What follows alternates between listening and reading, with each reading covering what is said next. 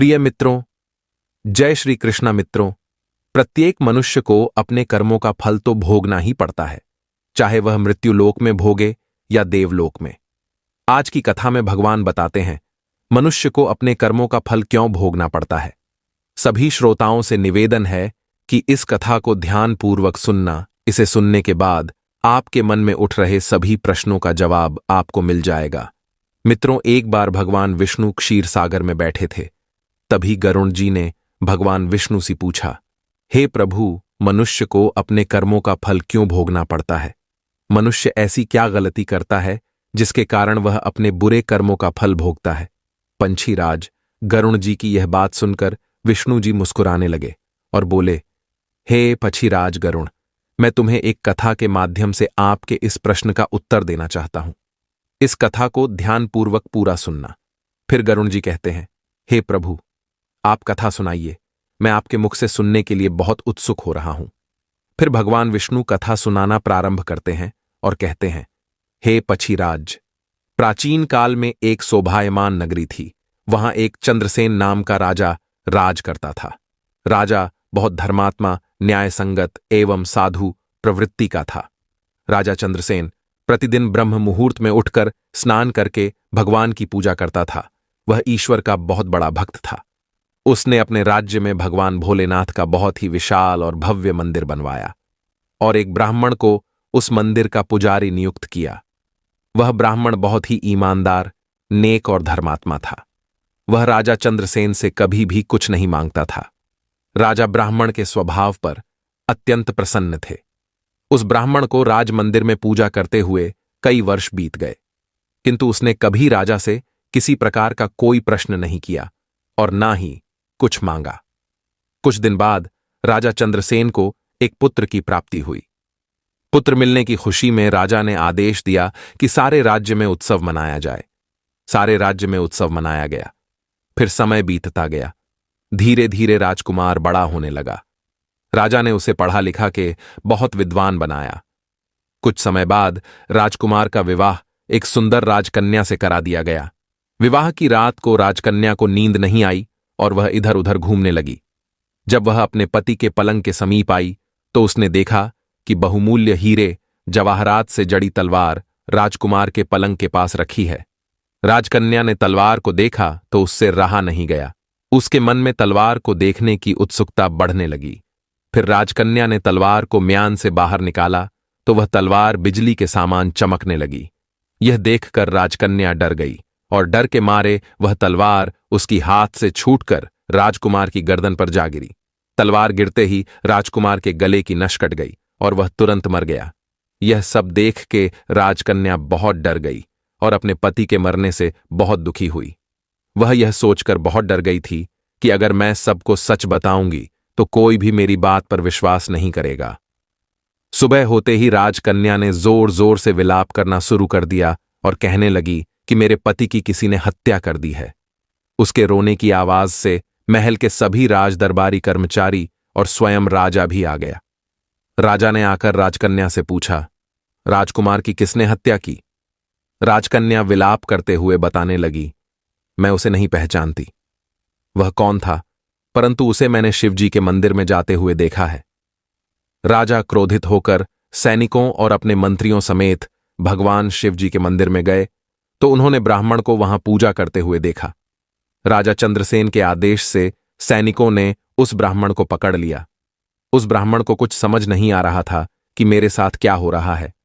फिर भगवान विष्णु पंछीराज को आगे बताते हुए कहते हैं, हे गरुण, उस ब्राह्मण ने राजा से बहुत कहा कि मैंने राजकुमार की हत्या नहीं की है, पर किसी ने उसकी एक बात नहीं मानी।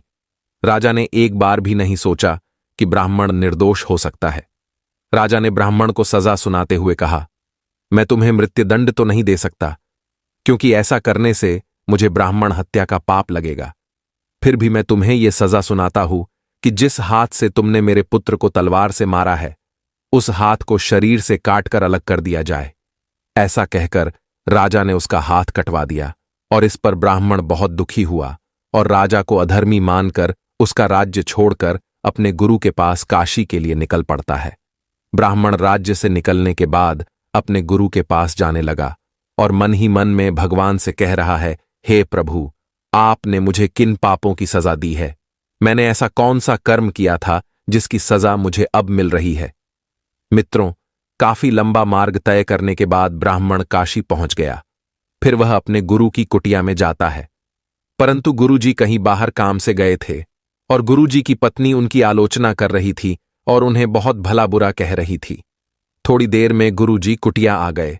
उनके आने के बाद भी उनकी पत्नी उनका तिरस्कार कर रही थी, उन्हें भला बुरा कह रही थी, परंतु गुरुजी ने अपनी पत्नी से कुछ भी नहीं कहा। इसके बाद वह अपने आसन पर जाकर बैठ गए और ब्राह्मण की ओर देखते हुए बोले, कहिए शिष्य, आपका मेरी कुटिया में कैसे आना हुआ? ब्राह्मण ने कहा, गुरुवर आया तो अपने बारे में कुछ पूछने था, लेकिन पहले गुरुवर, आप अपना हाल बताइए कि आपकी पत्नी अपनी जुबान से आपका इतना तिरस्कार क्यों करती है? तब गुरु ने कहा, यह मेरी पत्नी नहीं, मेरा कर्म है। दुनिया में हम जिसे भी देखते हैं, भाई हो, पुत्र, शिष्य, पिता या कोई भी संबंधी, वह सब हमारा अपना ही कर्म है। अपना किया हुआ कोई भी काम शुभ हो या अशुभ हमें भोगना ही पड़ता है। इसलिए मैं अपने कर्मों को खुशी से भोग रहा हूं। फिर ब्राह्मण ने अपने गुरु से पूछा, गुरुवर, आपने ऐसा क्या कर्म किया था? तो गुरु ने कहा, शिष्य, मैं पूर्व जन्म में एक कुम्हार था और आज जो यह मेरी पत्नी है वह पूर्व जन्म में गद्दी थी। एक दिन मैं इससे काम करवा रहा था तो इसके पैर में चोट लग गई थी और घाव हो गया था। कुछ दिन बाद वह घाव बड़ा हो गया और जब भी मैं इसका उपचार करता था तो उपचार के समय इसे असहाय दर्द होता था। एक दिन उपचार के दौरान इसकी मृत्यु हो गई और इसके मृत्यु के कुछ दिन बाद मेरी भी मृत्यु हो गई। किंतु प्रभु की कृपा से मेरा जन्म ब्राह्मण कुल में हुआ और मैं एक साधु बना और इसका जन्म एक साधारण से ब्राह्मण कुल में हुआ और यह मेरी पत्नी बनी है, जो कुछ दिनों के लिए मुझे अपने मुंह से गाली निकालकर मुझे दुख देगी। लेकिन मेरी सोच इसे दर्द पहुंचा के मारने की नहीं थी, मैं तो इसका उपचार कर रहा था। परंतु यह बात इसकी समझ में नहीं आई। फिर वह अपने शिष्य से कहता है, मैं इसे अपने पूर्व कर्मों का फल समझकर इसे सहन कर रहा हूं और मैं इसलिए ही शांत हूं और उस दिन की प्रतीक्षा कर रहा हूं जिस दिन इसका स्वभाव अच्छा हो जाएगा। अब आप कहो शिष्य कि आप यहां किस लिए आए हो? ब्राह्मण ने अपना सारा समाचार सुनाया और पूछा, क्या मैं अधर्मी हूं, पापी हूं? गुरु ने कहा, नहीं तो। फिर शिष्य ने कहा, यदि मैं अधर्मी और पापी नहीं हूं तो राजा चंद्रसेन ने मेरे हाथ क्यों कटवा दिए? फिर गुरु ने अपने ब्राह्मण शिष्य से कहा, राजा ने आपका हाथ नहीं कटवाया, आपके कर्म ने ही आपका हाथ कटवाया है। इस पर ब्राह्मण ने पूछा, ऐसा किस प्रकार हुआ? तो गुरु ने कहा, पूर्व जन्म में आप एक तपस्वी थे और राजकन्या गाय थी तथा राजकुमार एक कसाई था। जब कसाई गाय को मारने लगा तब गाय अपनी जान बचाकर आपके सामने से जंगल में छुपने के लिए भाग गई। पीछे से कसाई आया और आपसे पूछा कि गाय इधर तो नहीं आई। आपने जिस तरफ गाय गई थी उस तरफ अपने हाथ से इशारा किया था। फिर कसाई ने जाकर उस गाय को मार डाला था। गाय के चिल्लाने की आवाज सुनकर जंगल से एक शेर आया और उसने गाय और कसाई दोनों को खा लिया। कसाई को राजकुमार का जन्म मिला और गाय को राजकन्या का जन्म मिला एवं पूर्व जन्मों में किए हुए कर्म ने एक रात्रि के लिए उन दोनों को इकट्ठा किया, क्योंकि कसाई ने गाय को तलवार से मारा था। इसी कारण राजकन्या के हाथों गलती से ही तलवार गिरने के कारण राजकुमार का गला कट गया और वह मर गया। इस तरह अपना फल देकर कर्म निवृत्त हो गया और तुमने अपने हाथ से इशारा किया था, उस पाप कर्म ने ही तुम्हारा हाथ कटवा दिया। इसमें तुम्हारा ही दोष है, किसी और का नहीं। यह सुनकर ब्राह्मण मूक रह गया और चुपचाप अपने राज्य में वापस लौट आया। मित्रों, भगवान विष्णु कहते हैं, मनुष्य को सुखपूर्वक अपना जीवन व्यतीत करना चाहिए। यदि मनुष्य अपने कर्म सिद्धांत को मान लें और जान लें तो वह किसी भी घोर कर्म का फल भोगते हुए दुखी नहीं होगा, वह हमेशा सुखी जीवन व्यतीत करेगा। मित्रों, आपको यह कथा कैसी लगी कमेंट करके जरूर बताएं और कमेंट में जय हरि विष्णु अवश्य लिखें। वीडियो देखने के लिए आप सभी का सहृदय धन्यवाद।